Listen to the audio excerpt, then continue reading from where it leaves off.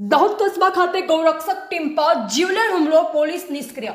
ગત રાત્રે ગૌરક્ષક ટીમને બાતમી મળી હતી કે બારિયાના સાલિયા ગામથી પિકઅપ ગાડીમાં કતલના ઈરાદે પશુધન લઈ જવાના છે, જેને લઈ ગૌરક્ષક ટીમ અને પોલીસ દ્વારા સંયુક્ત ઓપરેશન સાથે તૈયારી કરી ત્યારે પિકઅપ ગાડી GJ 20X7030 રોકવામાં આવતા તે ગાડી ભગાડી લઈ દાહોદના કસ્બા તરફ લઈ ભાગ્યો।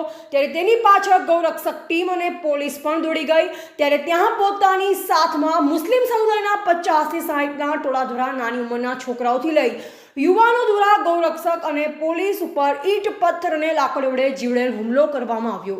ત્યારે પોલીસ ત્યાંથી ગૌરક્ષકોની ટીમને જીવ જોખમમાં મૂકી ભાગી છૂટી, જેમાં 2 ગૌરક્ષકોને ગંભીર રીતે ઘાયલ થયા, જે હાલમાં એકને ઝાયડસ હોસ્પિટલ અને એક પ્રાઇવેટ હોસ્પિટલ ખાતે સારવાર લઈ રહ્યા છે। ટોળા દ્વારા સ્કોર્પિયોને બાઇકને પણ નિશાન બનાવી ક્ષતિગ્રસ્ત કરવામાં આવી। જિલ્લાની અંદર વારંવાર ગૌરક્ષકો પર હુમલા કરવામાં આવે છે, ત્યારે હવે આ મુદ્દે પોલીસ શું કાર્યવાહી કરે છે તે જોવું રહ્યું। રિપોર્ટર મુર્તુજા, પીપળિયા, દાહોદ।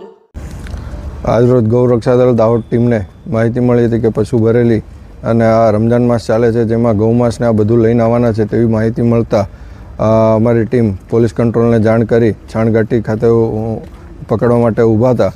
એના પછી ગાડી સમયથી વહેલી આવી જતા ત્યાં દાહોદ શમશાન રોડ ખાતેથી થઈ અને કસ્બામાં જવા લાગેલ, જેમાં શમશાન રોડ ખાતે ફરજ પર પોલીસે અને ગૌરક્ષકો પીછો કરેલ।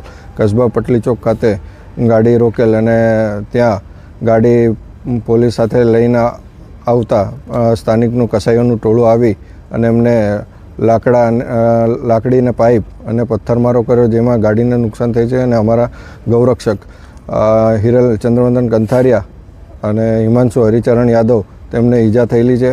એ અત્યારે હાલ ઝાયડસ હોસ્પિટલ ખાતે સારવાર અર્થે લાવેલા છે। કેટલાક લોકો હતા? 50 જણનું ટોળું હતું। બધા રોજ અવારનવાર ગૌ હત્યામાં સંકળાયેલા કસાઈઓ છે। પોલીસને આપણા તરફથી જાણ કરવામાં આવી?